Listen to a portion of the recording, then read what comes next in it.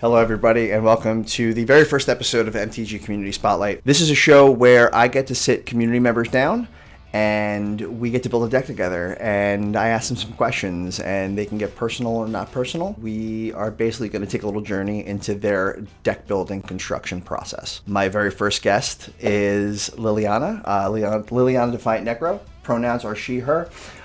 She is one of the Praters for Charity. She has worked with the LULAC and the ACLU with different charity events in the past, and I get to call her a dear friend of mine. So Lili, say hello to everybody. So Lili, we're going to do something a little bit out of the norm for you, huh? Yeah, a little bit out of my normal wheelhouse, out of my comfort zone, as it were. Do you want to say, or should I? Sure. You know what? I'll do the reveal this time. So I managed to convince Lili, the one who only plays black, white, or the combination, to build a mono red deck with me. But not only just a mono red deck. I know she's a sucker for Thor, so we're gonna build Toralf. We are going to bring this list up real quick. And yep, I've got it right here in front of me. Wonderful. So I convinced Lili to build Toralf with me. I think that this is going to be super duper fun. And yeah, so definitely uncharted territory over here. Yeah, so this is also going to be a little bit.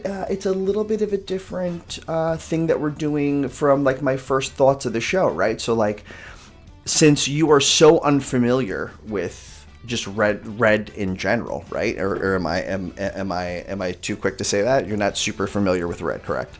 I am not super familiar with red. I have played decks with red in the past. Okay. Not extensively though. Like you said at the beginning of the show, my primary experience comes in black and white. But you know, back in the day, I remember I had a. This is the Lili deep lore. Back in the day, during the onslaught block, I remember in Scourge I had a mono red goblin deck. Was one of my first decks I was playing at that point. I was like early teens at that point, so like I was just looking for something that I could play easily, and just playing a bunch of goblins and then throwing them at people with Siege Gang Commander was pretty easy. So I still do that. That was I mean, it's tried and true, right? That works for a lot of people. There's a lot more complicated ways to do it these days. For sure. Yeah, with the conspicuous snoops of the world, and the Kiki Jikis. And the Kiki Jikis, that's a big one for sure. So I have played a bit of mono red back in the day. I was a very different person at the time, though. I'm not sure if that counts.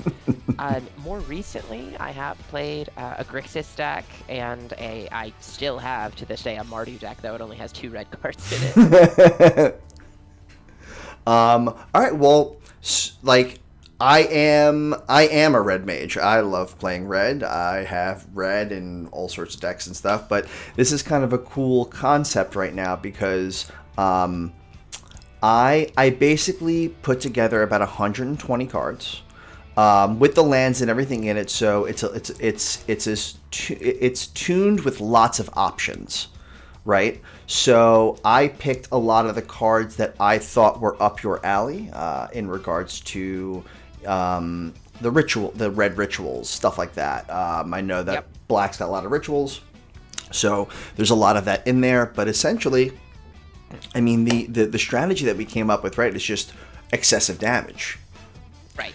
Absolutely. I mean, Toralf is in that vein. Toralf is kind of like built itself, right? Like you just he does a thing really well, and you just lean into that thing that he does. Right.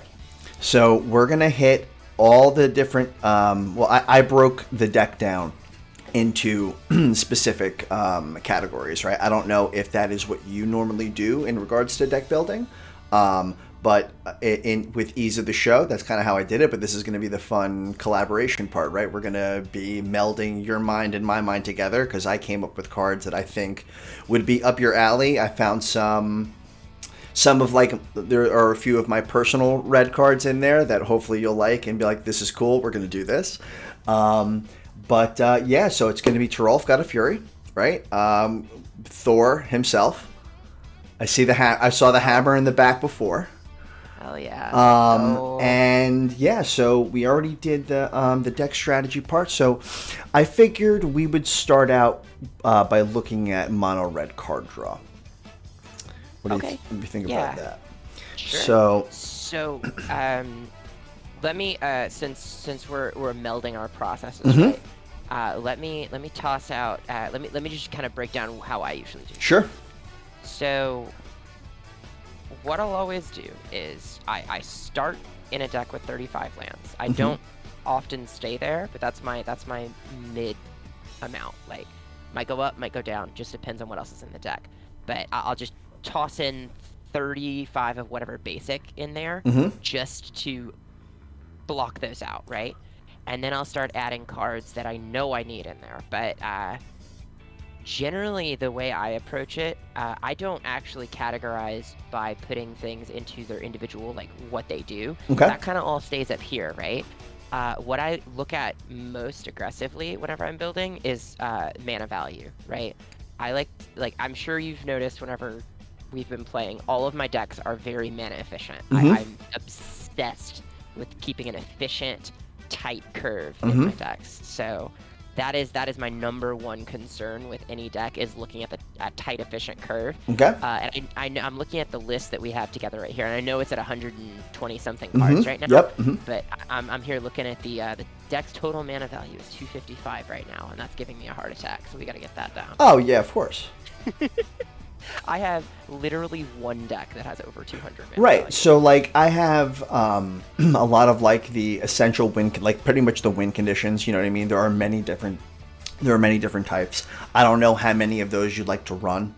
So, and plus this is a little bit of a different deck, right? We're trying to feed and hope that opponents are going to be playing creatures and stuff like that, but we're going to go through it. So the good thing is that I did start with 34 lands. So there are 34 lands sitting there. The majority of them are basic. There are a few that I put in there that are kind of like, I think, must-haves, especially in a mono. I see. The Nykthos, obviously. There's a couple I like. I know we were going to talk about card draw first, but since we got onto the subject of lands, sure, yeah, we can do that. I do want to mention that I love the inclusion of Forbidden Orchard in here, just for the necessity of giving people creatures to kill. Yeah, appreciate it. Yeah. That's really, I like that a lot. I hadn't even thought about that until I saw it, and then I was like, oh yeah, that makes perfect sense. How many draw spells do you generally look to have in a deck? It depends. Okay. It depends on what the strategy of the deck is and how it's going to be operating. But and whether or not I have card advantage in the command zone, which in this case we obviously don't. We do not. So I think that we definitely. I think between like 7 and 10 is a good. Depending on. That was another thing I was gonna say was I would love to have a war room in here because it goes in any monocolored deck. Oh, of course, yeah, we'll pop that in there for sure. Yeah, war room is that's draw right there. One card I've been high on lately, and I don't know if I need to double check. I think we can probably use it in here. Just looking at what else we've got in the deck, is Reliquary, a Roadside Reliquary. I think that card is pretty fucking good. I've never even heard of this card before. Roadside. It was in Kamigawa. I just added it to SGR. And it is. Oh, cool. Yeah, for sure. Great. Yeah. It's so good. 100%. Yeah, no, I like that a lot. So we're gonna put that right into. It's a slam dunk in SGR because I have a lot of enchantments in that deck and a good number of artifacts as well. It's okay. We'll and I think several of our win cons are enchantments in this deck, and we have a lot of rocks. So and are going to be making treasures because it's red. So I think. See, you get it. Roadside Reliquary is a slam dunk in here too. Absolutely. No, I'm all about it. So we'll just pop. It's a good card. So those are 2 lands that can offer us both card draw and like mana. Yep. So I'm all about cutting corners where we can, and that is definitely something we can do right there. Totally. All right, so we'll hone it down to like 10 card draw. So we'll start there, and then we'll add or subtract as necessary. Okay. So obviously red card draw, right? We're going to be doing lots of looting effects and discard and stuff like that. Yeah, I mean we got to have like the faithless looting, right? Right. See, my big problem here is no tutors for the most part. We have gamble. Yeah, for the most part, gamble's not a tutor. Don't fucking. Of course not. But with things like I do have a in regards to just kind of like control a creature just for value and stuff. I believe I have there's a dual caster mage in here too. So okay. Yeah, tutoring is going to be difficult. When we go through, if there is a specific creature that we're definitely going to want to tutor for, obviously we have Imperial Recruiter that we can throw in there, as long as it's a low enough power. But here's one thing I'm looking at, like, so like, one thing I'm noticing, because like I said, I'm not super familiar with red cards. Yep. I'm looking at all these card draw spells, right? A thing that I am realizing is that red card draw is a lot of discarding a card for more cards, right? It's either discarding it or keeping it in exile to cast from it, or you lose it. But one way or another, you're losing something most likely. I do like the fact that we have Underworld Breach in here in order to reuse those cards we discard. But do we have any other payoffs for discarding all those cards? For the discard, not necessarily. With it being mono red, like that's like that again. Yeah, like that's one of the hard parts. It's kind of like what it is. So obviously we need some of these cards. Yeah. That are the. Obviously we need some of these cards that do the discard thing, but if we could find. No, because I have 13 of them in here right now, so we can definitely start like picking and plucking and right, yeah. So let's go for the ones that we probably will keep, right? Obviously, Wheel of Fortune is going to be something that you want, right?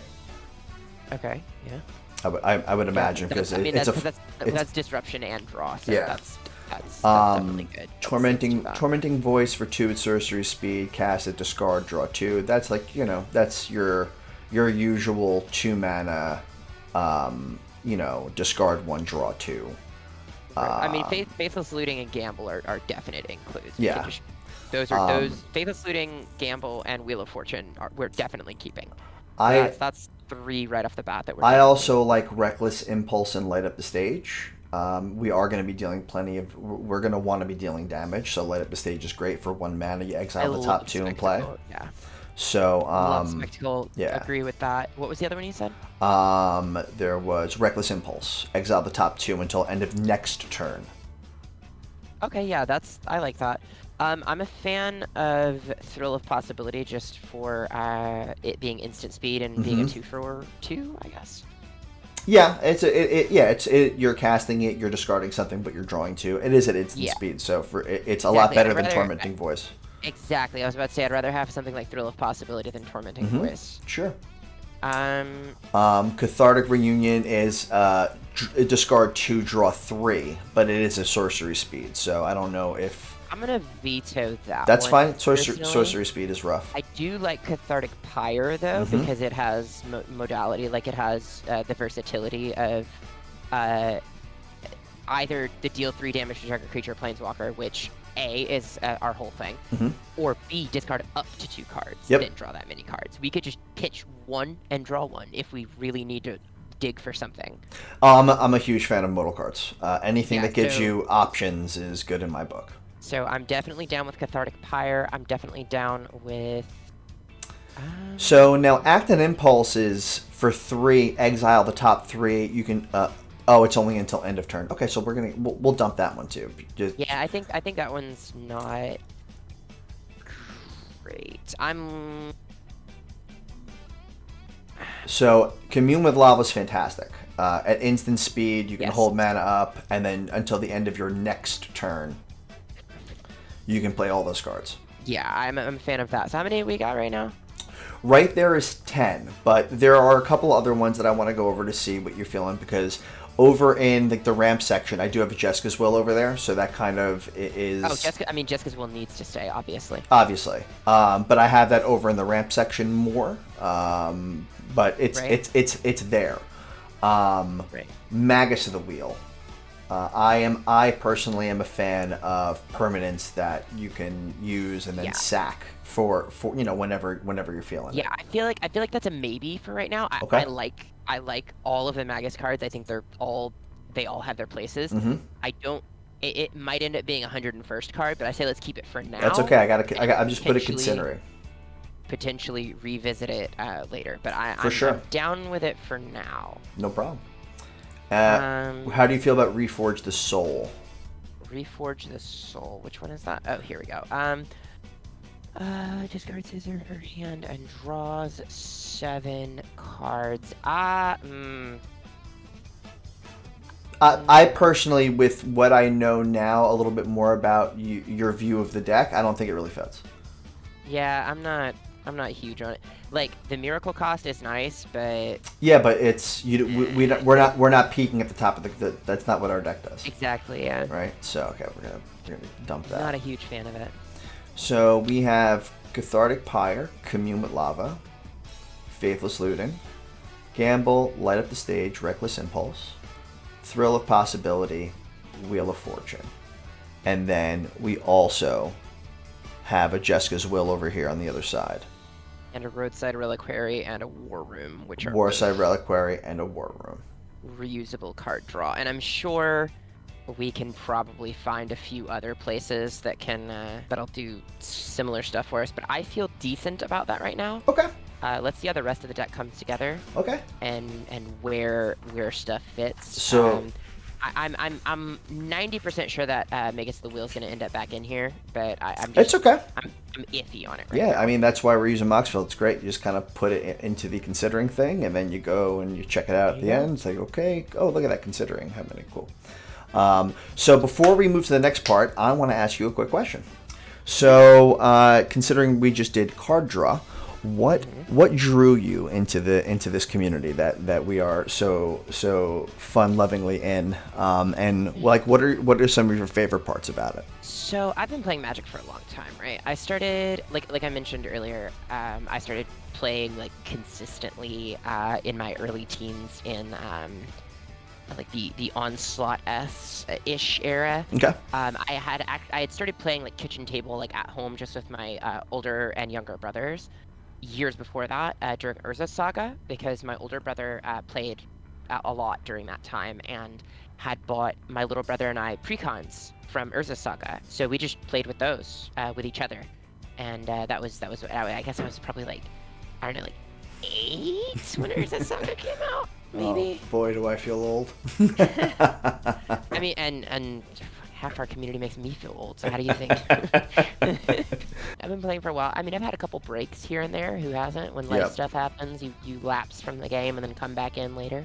I think my longest lapse happened right after OG Kamigawa, because during OG Mirrodin was when I was playing like a lot of like, you know, what Type 2, I guess was what they called standard back then. I only played tabletop back in the day. I never went in, and I think I did that once in like my mid-20s, and I had some 13-year-old just trounce me, and I was it one was of the 13-year-olds. Yeah, it was a bad scene. Yeah. So I was playing a lot during OG Mirrodin block. I was going to the local game store like every weekend and entering like the tournaments they'd have there and you know, doing that whole thing. But after Kamigawa came out, and like I was in I guess I was going into high school at the time. I was just like so soured on the experience because my local game store was really toxic, and I just had enough, and I decided to get out of the game. I started playing a couple years after that again with just kitchen table with friends, and you know, just played really super casually at that point. But then moved, had some life stuff happen, stopped playing for a while. Around War of the Spark actually was whenever I started playing again more casually. Just that was actually when I first discovered EDH. In like 2018-ish, I guess, was when War of the Spark came out. I think so. My kid was the one that got me back into it, and that was right around Amonkhet. Like Amonkhet just finished up, so like I got Ixalan and Rivals of Ixalan and War of the Spark and all the, you know, I mean I even had Dominaria. Like it was a good time to come back for sure. Yeah, so I feel like that was around the time I came back and actually started playing EDH for the first time. My first two EDH decks I ever made were Izoni Thousand-Eyed, Nice. Golgari Self-Mill bullshit, and then Lyra Dawnbringer, Angel Tribal, which ended up becoming Giada Font of Hope, the infamous Sinner Get Ready. I have played against it. that one I still have. It is infamous and well known at this point. I think the two biggest things for me are the community and all the new friends I've made, and the good that we've been able to do as a result of the charities that we've started supporting and everything. Prater for Charity has done some work. I'm blown away by the amount of just growth that we've had in the past year, and it's crazy how things kind of blowed up, you know? It's really wild. I make no secret about the fact that I am transgender, right? Primarily because one thing I wanted to do once I started to get like a following and become popular was because, you know, I started transitioning like a fucking decade ago. There weren't anywhere near as much resources or visibility. Mm-hmm. As shitty as things still are for queer people, there is significantly more awareness of that shittiness, and there's significantly more knowledge around issues, right? Whereas back then it was just kind of a hope and pray that you find someone who can help you. Mm-hmm. I wanted to be an out and open and visible queer trans woman who could be someone who could help other trans people who are who could be in the community and see, like, you know, someone having success in the community who's like them. I love that and respect that. That also hits a special place in my heart. My kiddo is non-binary, so yeah, I really appreciate that. We fucking out here. So let's get back on track. We both got a little sappy and teary-eyed, but that's okay. We're gonna shift over to the mana ramp. There's gonna be some contentious cards. Of course there's. I'm waiting for it. I want to hear all about it. Let's start with the first one, Dockside Extortionist. I hate that card so much because I feel like it's easy mode Magic. Okay. These are the conversations that I want. I put it there. But I also feel like it's just too good not to play. Yeah. But also, you know, we can do things our way. This is the deck that we're building, and we're not building it to be the utmost 100% supreme version of it, because I'm going to encourage the people watching to go on to Moxfield and to check it out and comment on it and say, hey, did you ever think of this? And I'll come to you and be like, hey, what do you think of these cards? And I will, and we'll update it, and we'll update it. But so, I'm gonna let you pull the trigger on that. Dockside, in or out? Let's put it in considering. Okay, but let's go. I know there's another contentious matter. I'm surprised you didn't put the so my most hated card in the format is in, my most hated card in the format is in here, but my second most hated card in the entire format is not in here. Okay. And Dockside is neither of those. Okay. Dockside is just a card I'm not a fan of, but I accept exists. I do know that one of the cards you do hate is Mana Crypt. Mana Crypt is my most hated card in the format of EDH. Okay. So You want to talk about the reasons Spoiler why, alert. are they pretty generic reasons? No, I will absolutely talk about the reasons. All right, let's do it. My problem with Mana Crypt and Jeweled Lotus, which is the other card that is my second most hated card in the format, it's because they are cards that generate a massive amount of value for very little investment. I have less of a problem with a Mox Diamond or a Chrome Mox than I do with Mana Crypt, because Mana Crypt is 0 mana. It's 0 mana to put down. It costs you nothing to play it. No cards from your hand, no cards from anywhere, just 0. Just drop It's it just from too. your hand. It's just too much acceleration. It's just 2 free mana, and then you might maybe lose 3 on your next upkeep. Maybe in a 40 life format. Oh yeah. So who gives a fuck? It's a very, very powerful card for sure. It's a very, very powerful card, and because as we talked about earlier, I tend to make very mana efficient decks, and I tend to make decks that win very quickly and are very powerful. You don't need those. I try to avoid cards that just create too many resources with too little investment, because A, not super fun for me to have to play with cards like that. I feel like it makes the game way too easy, and B, it just feels bad. Like if you drop a Mana Crypt turn 1 and then fucking like I already have like my Liliana deck already can win on turn 1. Like what's gonna happen if I start adding like crypts and moxes and stuff to it?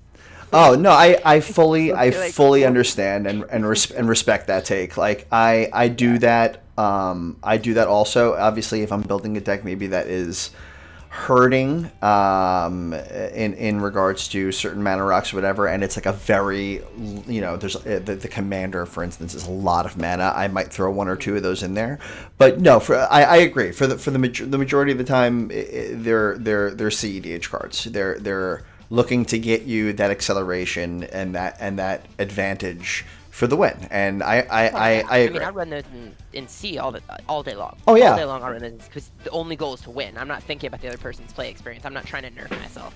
I'm going ham. Toralf is 4 mana, so it's obviously we're doing mono red, so we don't have to worry about any colored pips really.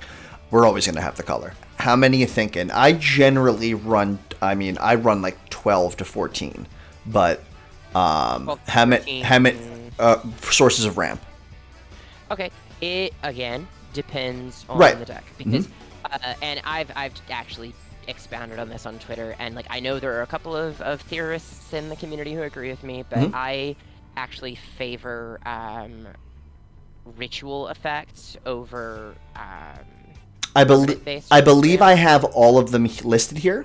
So what number do you want to hone in on for a base, and then towards the end when we kind of give it a once over, we can either add or subtract from it? You want to do like 10? I would love to have Desperate Ritual in here. I would love, Soul Ring, obviously. Rite of Flame, I like. Ruby Medallion, obviously. Dockside can stay. Runaway Steamkin, I'm a fan of.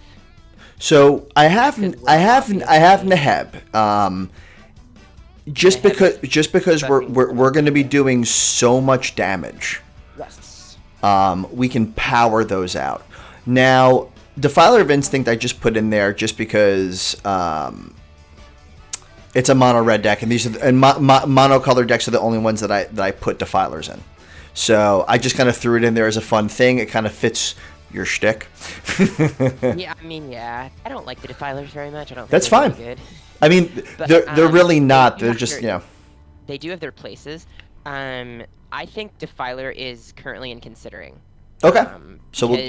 Since it has the dual purpose of also dealing 1 damage to any target when you cast a red permanent, I'm like, okay, I could see this still being something that we have a significant use for, because that's kind of our whole gimmick, right? It's just dealing damage, excess damage, right? Yep. That's the whole thing. So I think Defiler of Instinct can go into considering. Okay. I have a feeling it's going to end up being the 101st, but Neheb the Eternal, absolutely in. All-star, slam dunk. I love Mana Geyser, but also it's not really as efficient, I believe, as you usually run. I think it's going to depend. Seething Song is great. I love Seething Song. That is staying in. So what do we got so far? We got Soul Ring, Simian Spirit Guide. You want to keep that in? Absolutely. Okay, Seething Song. Runaway Steamkin's an absolute monster. Yes, I agree. I've seen it do things. I would love to keep that in here. Ruby Medallion, definitely Rite of Flame. Neheb. Mana Geyser, which is the 5 mana, you get a red for every tapped land your opponents control. Now, I'm not big on that one. no, it's 5 mana. It's expensive. So it's also very, very situational. Yeah, I mean, Unless we have everybody's... a way to tap our opponent's land. Well, we do, actually. I'll get to that later. But then we got Jessica's Wool, definitely keeping that. Desperate Ritual, definitely going to keep that. We have an Arcane Signet. And then I have Koth the Hammer. So Koth will untap mountains, will add mana to your mana pool for each mountain you control. And then if you hit 5, it starts at 3, but, you know, whatever the case may be, we're going to be wiping boards a lot. The emblem is mountains you control have tapped. This land deals 1 damage to target creature or player. So it's kind of a not so popular include, but it works off of it works with mana, mountains, and damage. So I didn't know how you felt about it. I love Planeswalkers personally, even though they're kind of not great in EDH. Except in very specific circumstances. Right. I know that sounds weird coming from me, who, like, one of my signature decks runs like 8 Planeswalkers, but again, very specific circumstances. I say let's put Koth into considering, because I like him, but I feel like he's going to be the 101st. That'll be 11 sources of ramp right there, which is pretty good. I think. That's pretty good. I like that a lot. Yeah. I feel like that's going to be very strong. I think that's good. So before we shift to the next part, we're going to ask you this. What are some minor or major accomplishments that you feel that have accelerated your presence within this community, or like have just like accelerated your life in a positive way? As far as accelerating my presence in the community, I definitely think the establishment and success of the Praetor for Charity streams. Awesome. Events, what have you, has been massive for both my life and my presence within the community. That definitely... I mean, I went from like 400 followers at the beginning of the year to after the first event, like, with, I don't know, having like close to 2,000, and then like at the end of 2022, I had like 7,000. So like you did hit the big 7,000. I hit the big 7,000. Now we're in like close to 72, I think. That's awesome. It's wild. And I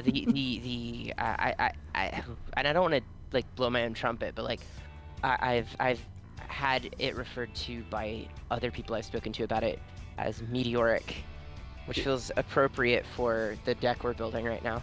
So that's definitely the number one thing, is the success of the Praetor for Charity streams, which has not only increased my standing within the community and personally, but has been very like emotionally and spiritually fulfilling as well, because like we're raising money for charity, right? And then the Magic Philly, like the Magic 30 Philly thing, was huge for me personally and professionally. Like just the validation and the ability to do that. I'm super stoked for you for that. That's awesome. And that's fucking amazing. For those that don't know what I'm talking about, Wizards did a grant program where they picked 10 people to get Black Lotus VIP packages and a stipend to pay for like their expenses related to the con, to go to Magic 30 Magic Con in Philly and in February, and I was one of the 10 people picked, and that I wouldn't have been able to go to the con otherwise. The fact that happened was very gratifying for me, both personally and professionally, and I feel like is big things coming. Hell yeah, big things coming for your girl. I mean, and also shit expensive. Shit expensive. Shit's so expensive. What the fuck? Well, that's awesome. Thank you for sharing that stuff. I mean, I'm lucky. I know you on a personal level, so I get to know all this stuff anyway. So I'm happy that you're sharing it with the viewers and stuff. It's very cool. Absolutely. So next we're gonna go removal. Now, this is I feel well, it's definitely your favorite, but I also feel like this is like the bread and butter of the deck, really, right? It's what removal suite are we gonna do that is going to push us to the win with our commander out, right? So right, and this is like we said, my favorite is like I love running removal, but also like this is different kind of removal than I'm used to. Yeah, so I have it split a little bit with like full like wipe style cards and then kind of like single target stuff. So we'll do the single target stuff first. Okay. I feel like that's kind of the area I'm more familiar with. Yeah. So let's hear in, your take. Well, even in that case, like, because I'm used to like either mono black or mono white, right? Like mono black targeted removal is just destroy. Right? Yep. Like, destroy or -X type shit. It's not like deal however much damage. Like, yes, there are cards that do that, but like for the most part, it's just efficient, like straight up just destroy. And then for mono white, it's a lot of like exile target, whatever. Yeah, it's a very different form of removal. Yeah, it's like, white and black turns out both really good cards for targeted removal. Right. So this is where I think I'm gonna be like pretty helpful. I know lots of fun damage-based removal, and some of it isn't damage-based removal. Some of it's gonna be like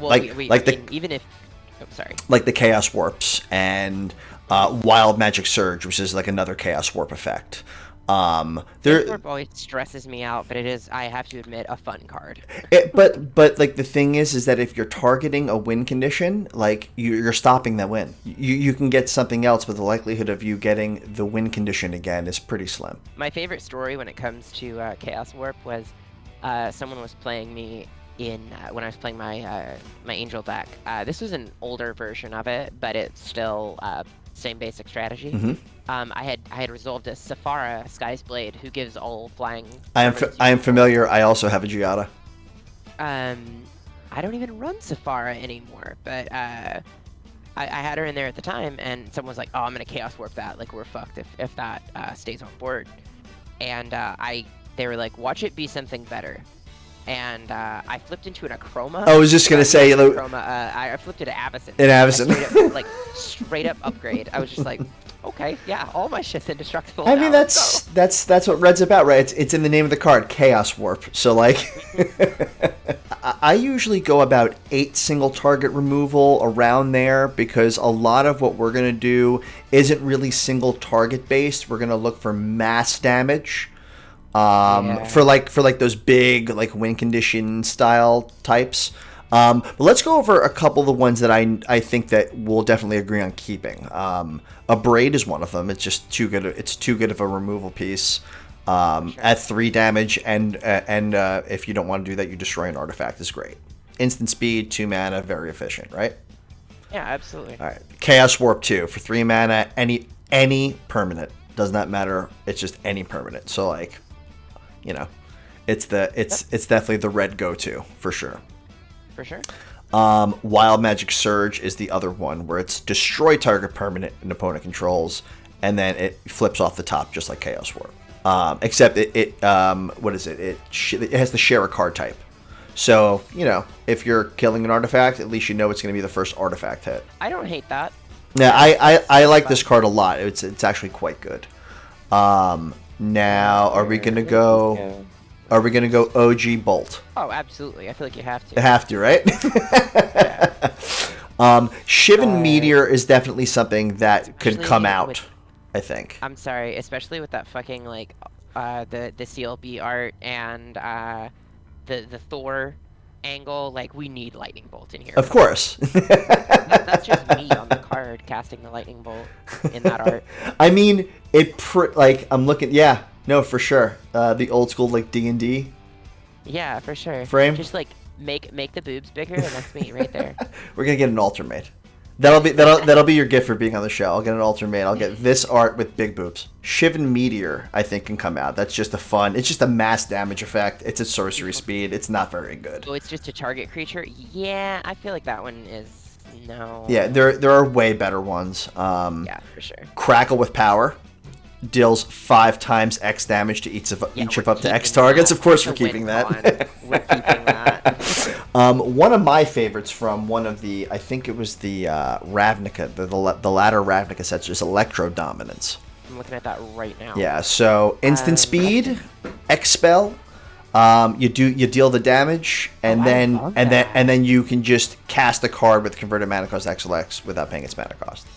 I actually It's a fantastic card. love I love that's Electrodominus. really great. Let's definitely keep that in there. Okay. Next is a little bit of secret tech that I have in my Blanca deck called Impact Resonance. Instant speed, 2 mana. Deals X damage divided as you choose among any number of target creatures, where X is the greatest amount of damage dealt by a source to a permanent or player this turn. I feel like that could be real fucking good in this. That is also that could also technically be a win condition. Yeah, that's definitely that's good. I like that card a lot. It's just like rolling. It's like rolling damage essentially. I see this next card is MDFC, and I don't care what it does, it's in. Okay, yeah, I mean, Shatter Skull Smashing is the shock, or not the shock. What are we? Oh yeah, the Bolt lands. So it's I love MDFCs. I feel like not enough people run them. I feel like everyone should run them, and yes, I count them towards my land count. I mean, so that just means that you're getting extra cards. Exactly. Unfortunately, you gotta not be a coward and be willing to play it on the land side. No, I have known to be one of those people that's just like, I don't. But I'm learning to play it as a land if I need to. Like, just play it. It's fine. So Vandal Blast. Vandal Blast is a slam dunk. Volcanic Offering. So it is on the heftier side. It is 5 mana, 4 and a red. Destroy a target non-basic land you don't control, and target non-basic land of an opponent's choice you don't control. So you're giving people the option of, like, you're blowing up a land and then you're letting them blow up somebody else's land, and then you deal 7 damage to target creature you don't control and 7 damage to a target creature of an opponent's choice you don't control. Okay, I am as you may or may not know, I have a passion for land destruction. So is this going to be a Lili red pet deck that's gonna? Or a pet card that maybe sits in here for now? Possibly. I actually like this because, A, it is can destroy problematic lands, up to 2 of them at one time, but also can, you can literally force someone to kill themselves. It's also at instant speed. Yeah, I'm a fan of this. It may end up coming out, but like, leave it in. We'll leave it. Okay. Really like it. So right there, that's 10, which I don't think is too bad considering the type of deck that we're gonna have.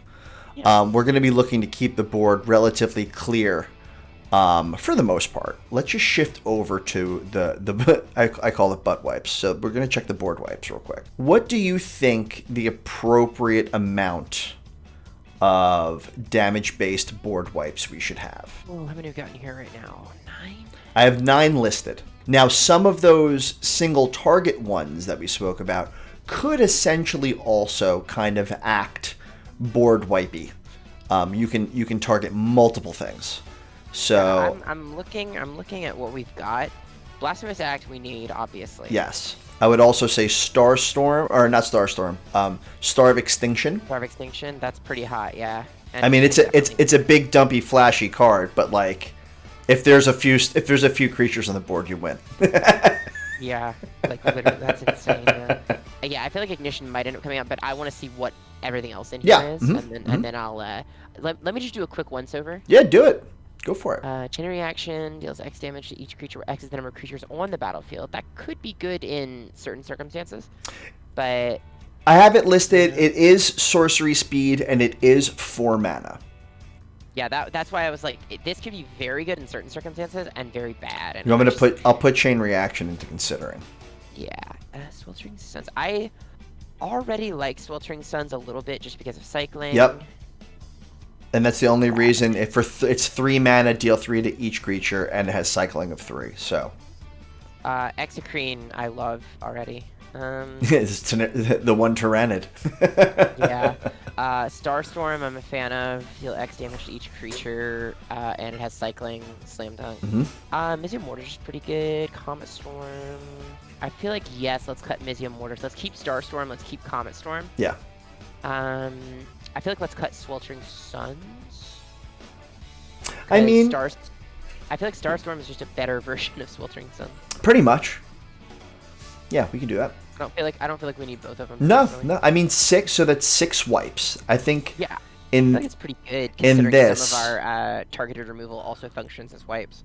Exactly. So like that's the fun part about this deck that I like, because whenever you're building a deck with a strategy, most of the time, at least you hope, right?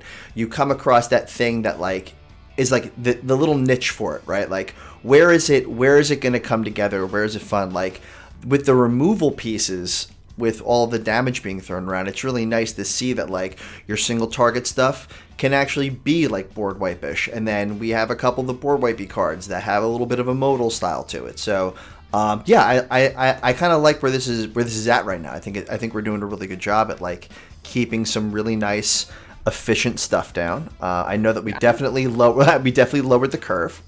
Oh yeah, absolutely. And we're not even done yet. We're not even done yet. We got 8 more cards to cut, yeah. And then we might move some stuff around after that. The question that I'm going to ask you before we move to the next one, it's going to be a little 2-part thing. So, since we did the targeted removal part, I'm going to ask you if there's anything that is kind of like burning your biscuits in the community or in your personal life that you want to see get resolved in like a healthier, beneficial way. 2 things that really frustrate me within the community are the clickiness that has developed within the EDH Twitter community in and of itself.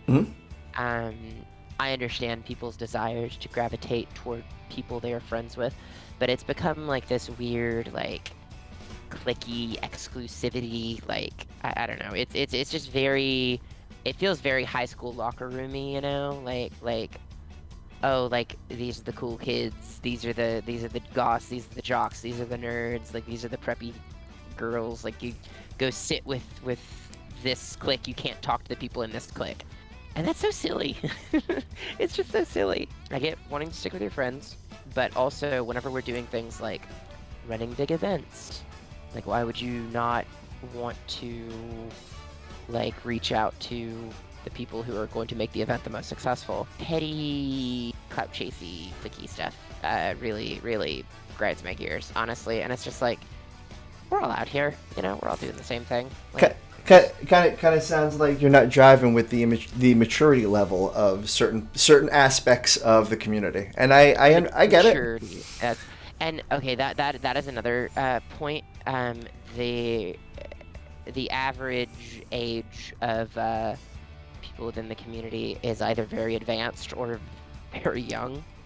I know I'm one of the advanced, being over 40. I'm John, quite advanced. Okay. John, how far over 40 are you? I literally just turned 40 in July.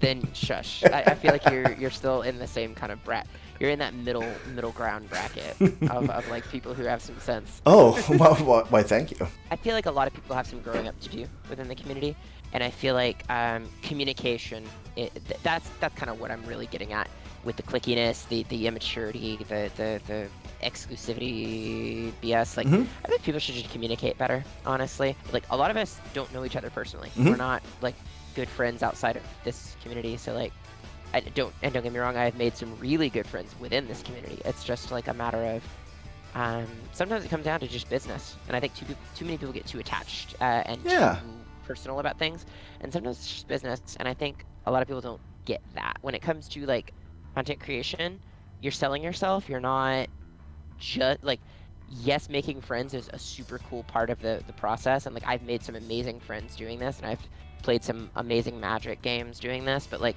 also like you're selling yourself, you're trying to create a brand, you're trying to, that's why you're creating content, right? Like you're I mean, it's very much this community is vast. There's going to be a lot of different people in it. And it's totally okay for you not to vibe or jive with somebody. But you can also do that in a respectful way. And in a non-hateful way. Part 2 of the question is, are there, in regard to like the board wipes, right? So are there any regrets or experiences or situations that you wish you could wipe clean and do over? Do over, yes. Wipe clean, no. Because I'm a firm believer that our experiences and our mistakes, and even if it's a negative experience and it's something that you completely regret, that has a profound shaping effect on everything that comes after that, and you learn and grow from those experiences, right? No matter how painful they may be. There have definitely been some instances within this community, within this entire journey that I've been on, that where I've encountered someone whom, you know, I thought I was super cool with, and then they turn around and do something not cool, and I'm like, well, I guess we weren't as big of friends as I thought we were, or I guess we weren't, like, or something happens, something that I end up regretting, something, you know, just, and it again comes back to communication. Just talk to people, honestly. It's just, it sometimes just boils down to, like, misunderstandings and stuff. So there are definitely things, and I don't want to get lost in the weeds and start talking about a bunch of different individual instances, but like, there are definitely instances of things that have happened where, like, I've connected with a certain individual, and, like, you know, maybe things go sour, and we part ways, and it was, you know, it is what it is. Like I said, I don't hold ill will towards anybody in this community. I just wish people were better at talking. Let's go to kind of like the final part before we kind of wrap it up and do the once over in the support and protection. We're going to go over, like, win conditions. We're going to go over some, like, control style cards and some, like, support cards that kind of put the damage and our strategy kind of over the top. I'm just going to go down the list. So I threw in Grafted Exoskeleton. Since Toralf is doing the damage, I saw that. I really like that. Okay, good. I figure you would. Especially since my whole thing, you know, like, part of my whole gimmick is the whole, like, you know, we're Praetor for charity. We love the Phyrexian bullshit. Yeah, I definitely thought it was super fun. Anytime I see a creature, especially a commander, and we're sitting in the zone, it's dealing the non-combat damage. I like Nekusar's got a Grafted Exoskeleton. Toralf is gonna have a Grafted Exoskeleton. You know. Cool. So Grafted Exoskeleton will remain. I'm going to shift over here to a couple of control cards that I like control-y style cards that I wanted to talk to you about. So Blood Moon. How do you feel about Blood Moon? In regular EDH, it's still pretty good. So, I mean, it's mono red. We don't have to worry about anything. Yeah, we're also, like, I mean, do we have any treasure producers besides Dockside, or is it it is Dockside. We could, once we go back and do the once over, maybe throw a Raggy in there. I don't know how you feel about Raggy. Or a professional facebreaker, but we're not attacking a lot, you know. Yeah, professional facebreaker should. It's menace, you know what I mean? Sure, absolutely, 100%. So here, you know what I'll do? I'll just throw in professional facebreaker. There you go. Let's keep Blood Moon. Okay. Let's keep Disrupt Decorum. Okay. I like that. And Worst Toll is the thing about tapping the lands from before. Yeah, I'm not massive on that. Okay.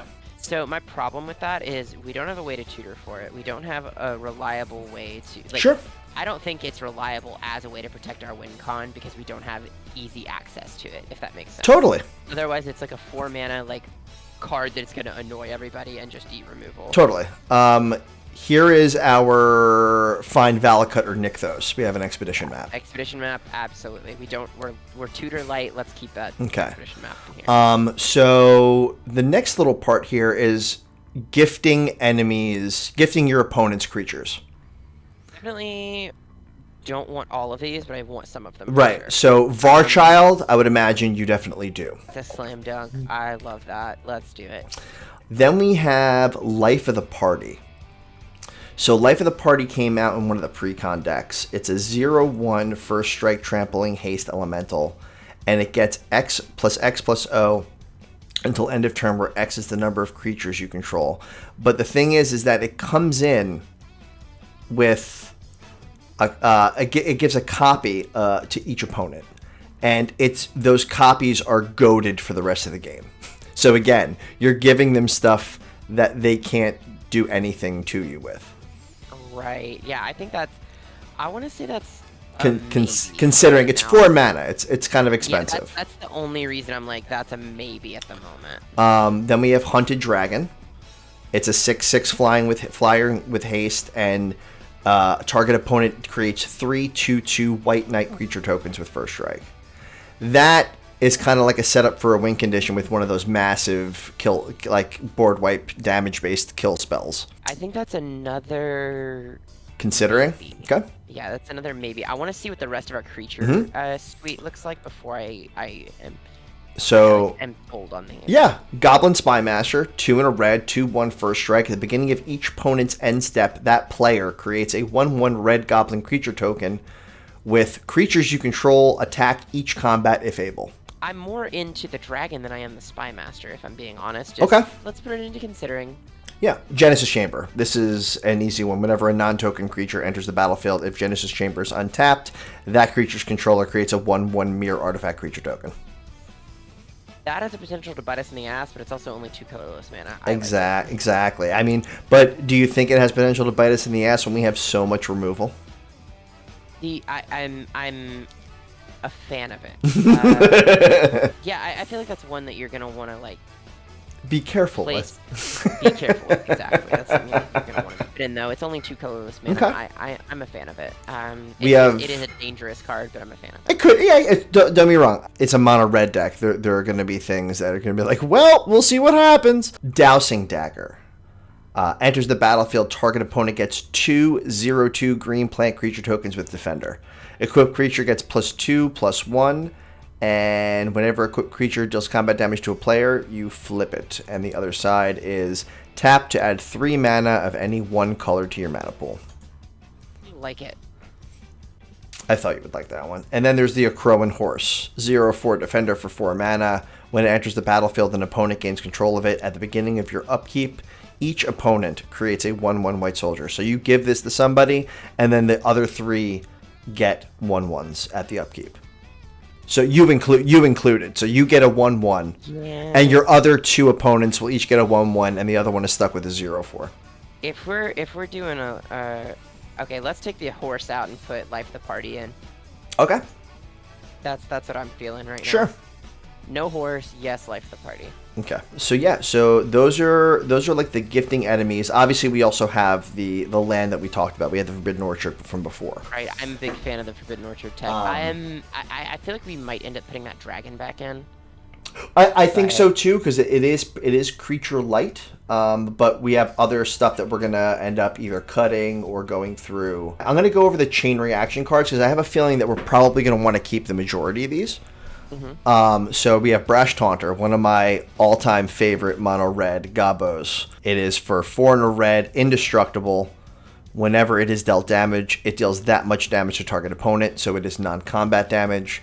And for 2 and a red, Brash Taunter fights a target creature.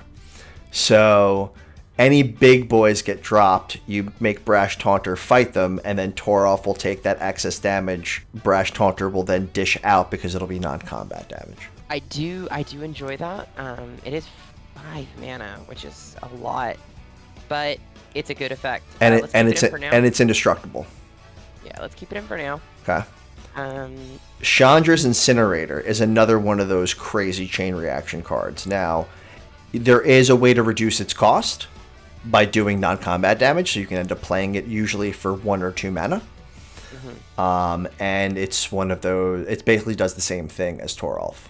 Yeah, I'm a fan of that. Let's keep that in there. Then we have the Ill-Tempered Loner. 2 and 2 red. Whenever it is dealt damage, it deals that much damage to any target. I don't even know what the flip side is. Whenever a permanent you control is dealt damage, Howl Pack Avenger deals that much damage to any target. So the reason I have this in there is because your damage-based board wipes also hit your creatures, so it's a way to then dish it back out.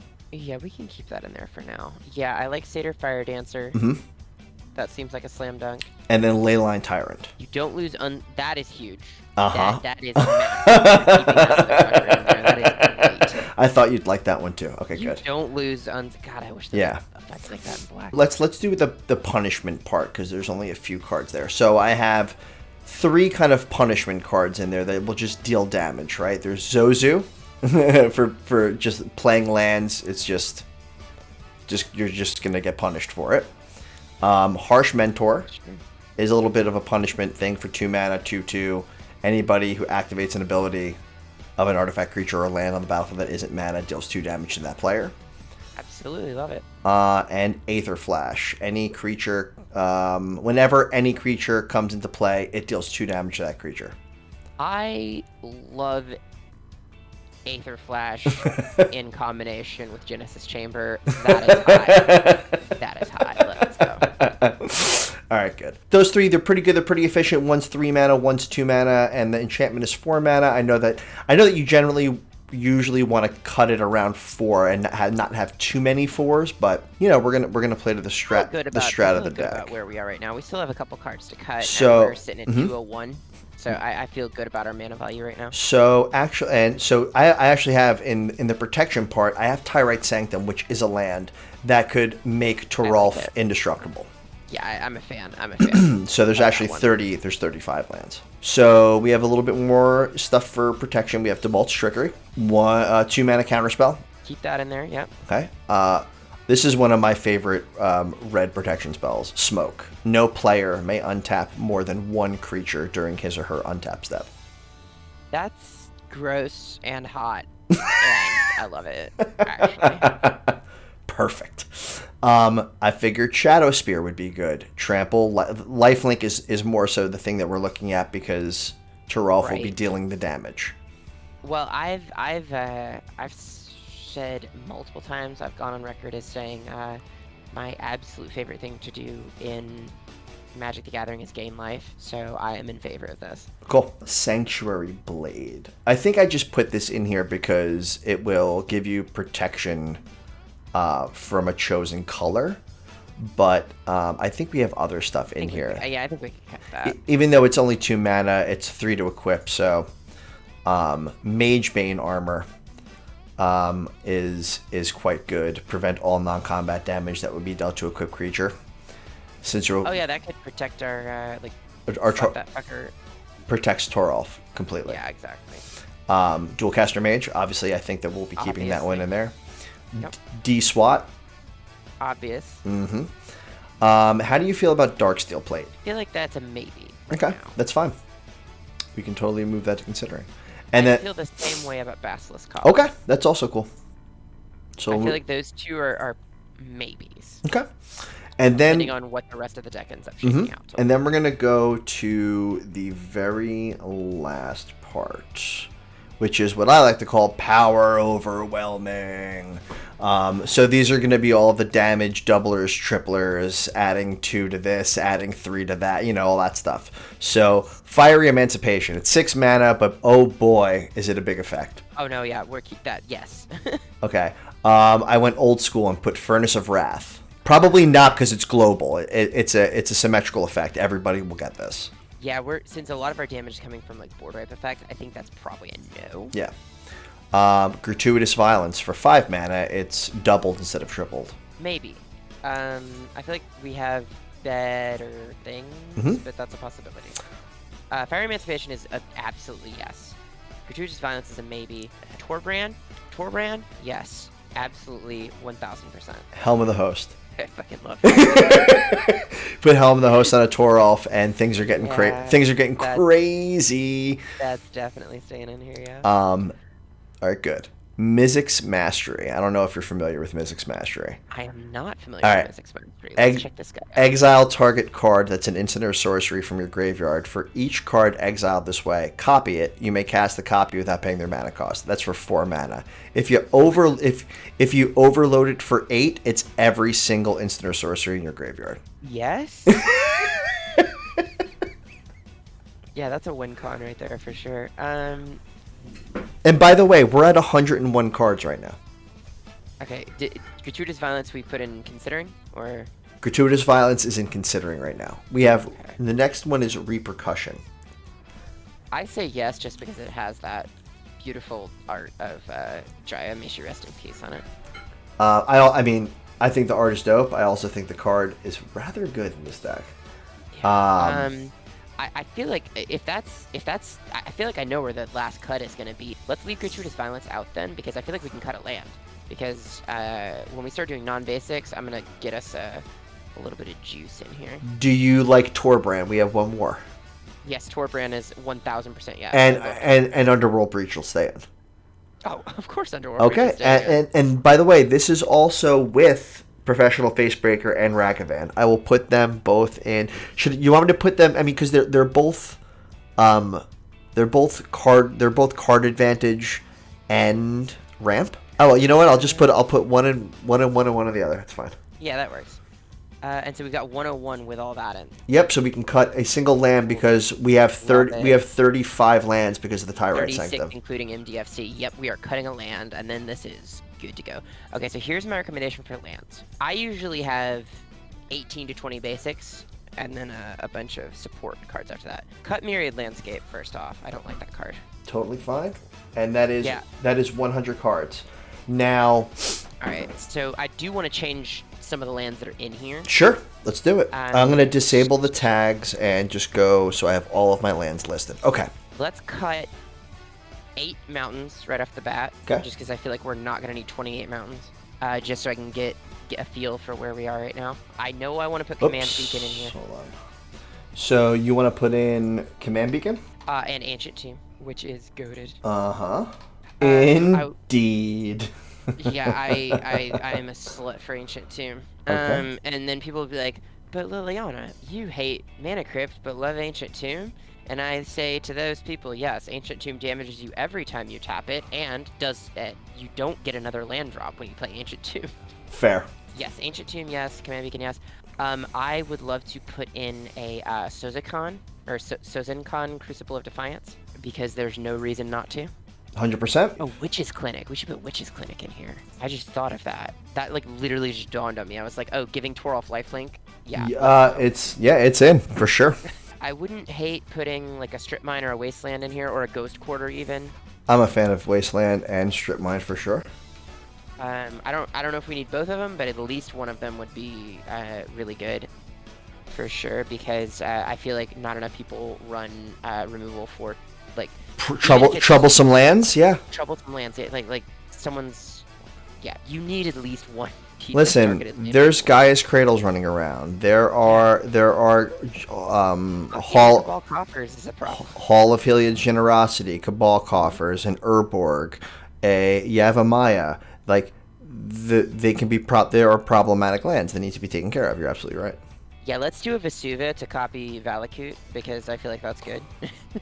I mean, I agree. So let's do a Vesuva. I feel like we should put Arcane Lighthouse in here as well. So we could probably cut either Thespian Stage or Wasteland. Mm-hmm. We'll get rid of Wasteland. And I feel pretty good. I feel pretty good about this too, for sure. This seems very solid. Yeah, we'll do a couple of test hands just to see what it looks like. Sure, let's do it. So for the last question, who or what are you personally supporting these days? Whether it be charities, content creators, mental health programs, like anything that you are like supporting or consuming or anything like that. Like, what are you letting yourself experience that you feel good about these days? I will say, and I don't think that this man needs any introduction, that my favorite content creator and the content that I love to consume is Mental Misplay. Gotta support the homies. I got the Crappy Toppy over there. Gotta support the homies. Of course. Shout out Mental Misplay, Alan and Cyrus. Yeah, I'm definitely gonna hope to have them in the same seat that you're in eventually. Yeah, they're for sure. Phenomenal individuals. Alan in particular, like we've vibed a lot. I'm super big fan of both those guys, but like Alan is the sweetest person in the world. Love that guy to death, and he's been very supportive of me as well. So that's fantastic. Our past 2 charity events we did with Prater for Charity, he matched our donations that we raised. He's just the coolest dude in the world, honestly. The man's been known to be an amazing human being from. Yeah, he's. I would say time to time, but time to time seems there's too much space in between the time and the time. You know, like yeah. So, he's constantly doing good shit for people, and it's awesome. Constantly doing good shit, and it's great to see him like get the bag from Moxfield and from WotC. Hell yeah. Like, I'm so glad he's having success with that. With the event coverage and everything. That's so cool. He deserves every minute of it, but that's definitely content that I am consuming and would love to support. We just did the charity gimmick for ACLU, and I did some stuff with Trans Lifeline. So those are two great organizations that I want to shout out. Honestly, like for me, what I'm really, really, really trying to do right now is build up Praetor for charity a little more. Okay. Like my own personal following obviously has kind of exploded and has been a big thing, but I'm really trying to devote a lot of time and energy in the new year to growing Praetor for Charity's presence and impact that we can have on the community in a positive way. So look for big things from that account. If you're not following Praetor for Charity on Twitter, you definitely should be. And so it's Praetor and then the number 4 charity on Twitter, and then Praetors for Change on Twitch. Follow both those. We're going to be using both those accounts a lot more. And we've got more shit coming up on those. So that's the number one thing I want to focus on in 2023. Awesome. For everybody watching, all of Lily's links to any of the stuff she's talked about, her Linktree, everything like that will either be on her little custom card where her video is, right above next to her name is her Linktree address, but also in the show notes. I'll have everything there. Let's wrap this up. We're going to go down and we're going to see what a couple of hands are like. So let's deal a hand. So, starting hand, we have a Mountain, a Soul Ring, a Helm of the Host, a Light Up the Stage, a Jessica's Will, Volcanic Offering, and Fiery Emancipation. So, it's 1 land and a Soul Ring, which isn't super great. How are you feeling about this? Because I'm not feeling super good about it. What is the hand? What is the hand again? Mountain, Soul Ring, Helm of the Host, Light Up the Stage, Jessica's Will, Volcanic Offering, and a Fiery Emancipation. God, if that had one more mountain instead of the fucking Helm of the Host, yeah. I'd Oh, 100%. So yeah, I would probably pitch that back. All right. We get 1 free mulligan. Let's go. We sure do. This is a hell of a lot better. So we got a Command Beacon, 2 mountains, Shatter Skull Smashing, Electro Dominance, Thrill of Possibility, and a Professional Facebreaker. Yes. Yeah, this is good. PFC is such a nuts card. Honestly. Oh, PFC's a bad bitch. She's just smacking faces. No, treasure. PFB does some work, and it's probably my favorite card that came out of New Capenna for sure. But yeah, no, this is good. We got Thrill of Possibility to dig a little bit. We got Electro Dominance to pump some mana into and drop something from the hand if we need to, but not for anything. I mean, I kind of think that this is the type of deck where you really need to play it against opponents. So let's do one more hand. We got a War Room, a Mountain, and a Braid, a Reckless Impulse, Crackle with Power, Life of the Party, and a Volcanic Offering. How many lands was that? 2 lands, and Reckless Impulse will allow you to exile the top 2 cards and play them until your next turn. Okay with that. You can play lands from it. Yeah, I'm okay with that. Yeah, I would be okay with this too, actually. I think we got something solid. So I don't know if I told you this, but so now that we created the very first deck for the show, I will be playing this deck on stream for the next few times that I'm on stream playing high power casual stuff. It will be labeled as such. Oh, we need a finishing touch, Lily. As of right now, MTGCS episode 1 Lili Toralf doesn't sound like a real deck name. Sounds like a real deck name. No, it doesn't sound like a real deck name. I have an idea. You have an idea? Yeah, so as you may or may not know, a lot of my deck names are inspired by music or literature. I'm quite infamous at this point, I think, for my very extra over-the-top deck names. I had been working on this deck on my own for quite a while, but never had really made much headway on it. I never really had the motivation to finish it. And originally, I had given it the working title of Immigrant Song, but the Enslaved cover, which is not the final title I went with. That was just like the jokey, like, this is what I'm going to call it until I think of a better name. For those of you that don't know, I'm a big fan of black metal. Enslaved is a Norwegian black metal band who did a cover of Immigrant Song by Led Zeppelin. So I went with another title of another enslaved song as the title for the deck. There is one of my favorite songs of all time is this enslaved song from the album of theirs called Below the Lights. It is the first track on the album. It is called As Fire Swept Clean the Earth. As Fire Swept Clean the Earth. That, I think, sounds perfect. It's pretty perfect for this deck, I feel. There you go. As fire swept clean the earth.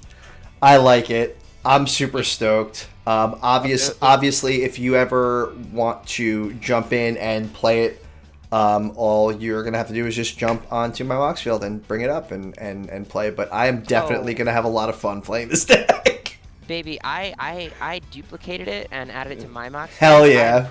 I like I said, I've been thinking about making...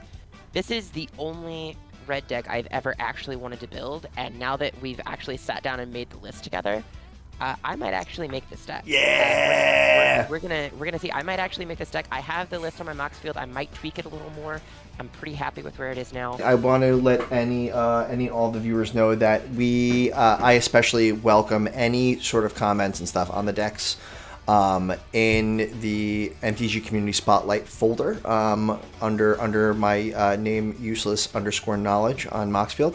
I'm all about it. I want to hear ideas that you guys have. If maybe you think we missed one. I know we're going to miss cards.